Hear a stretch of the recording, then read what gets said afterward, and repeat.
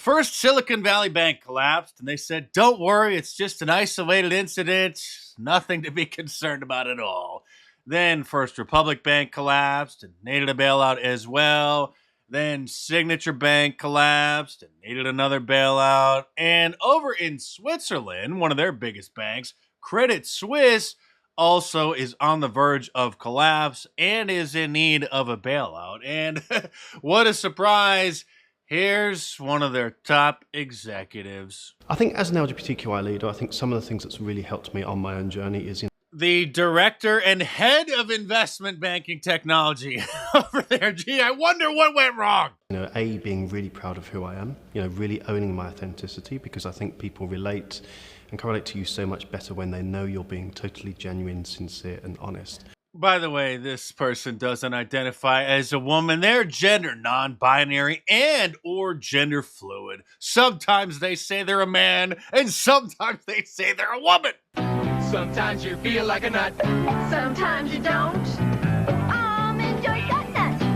Mounds don't. And they're a big star in the banking industry, of course, which is run by the Illuminati. They were given an award this year as an inspirational role model by the Bank of London. Says people figured this out and can't help but laugh. Of course, the liberal media is defending him or her, or they or them, or whatever. This from Newsweek. Pips Brunt's Credit Suisse executive attacked over gender fluid identity. Pip's real name, by the way, is Philip, and a few years ago, there was outrage across the pond after he, they, them, were given an award for one of the best women in business.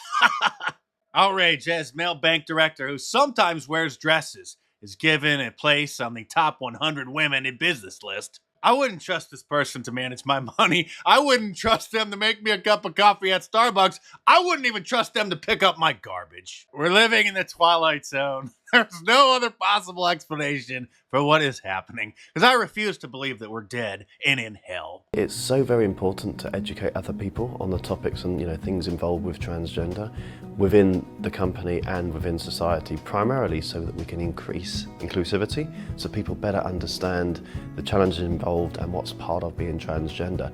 Meanwhile, Janet Yellen, the U.S. Treasury Secretary, says that only the big banks are going to get bailed out when they have problems, not the small local community banks. They don't matter at all. Will the deposits in every community bank in Oklahoma, regardless of their size, be fully insured now? Are they fully recovered? Every bank, every community bank in Oklahoma, regardless of the size of the deposit, will they get the same treatment that SVBP just got or Signature Bank just got?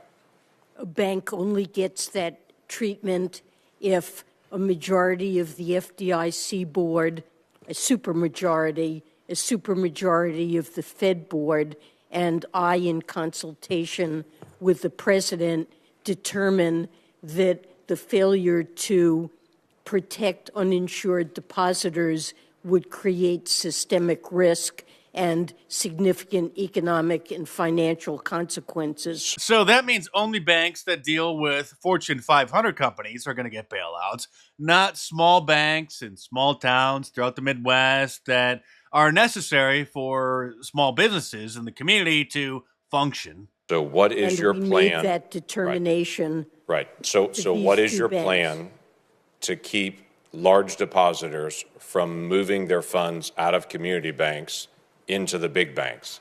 We have seen the mergers of banks over the past decade. I'm concerned you're about to accelerate that by encouraging anyone who has a large deposit in a community bank to say, we're not going to make you whole, but if you go to one of our preferred banks, we will make you whole at that point. Look, I mean, that's the plan. You're absolutely correct, sir. Certainly not something that we're encouraging. That is happening right now. That is happening because depositors are concerned about the bank failures. Or they're concerned about what you just said. That have happened and whether or not other banks could also fail. What this latest round of bank bailouts means is more inflation, possibly hyperinflation. And it's all possible because back in 1971, President Richard Nixon temporarily, he said, took the dollar off the gold standard, which, if you don't understand how fiat currency works, basically, up until that point, the only dollars that could be put into circulation were those dollars that were backed by new ounces of gold that had been mined from the earth. The reason why the US dollar was backed by gold and why gold has been used as money for 5,000 years is because it can't be created out of nothing. It can't be printed. It can't be manufactured. It has to be mined, which is a slow and steady and extensive and difficult process. So the supply is pretty much known. But here's Richard Nixon back in 1971, removing the gold standard, which he lied and said was only temporary over 50 years ago. Just a temporary little solution to America's money problem, which then allowed the Federal Reserve to just print unlimited amounts of money. I have directed the Secretary of the Treasury to take the action necessary to defend the dollar against the speculators. I have directed Secretary Connally to suspend temporarily the convertibility of the dollar into gold or other reserve assets, except in amounts and conditions determined to be in the interest of monetary stability and in the best interest of the United States. Yes, because things are so stable now, sir. Up until this point, for every dollar that was put into circulation, it had to represent a dollar's worth of gold that was in possession by the U.S. Treasury.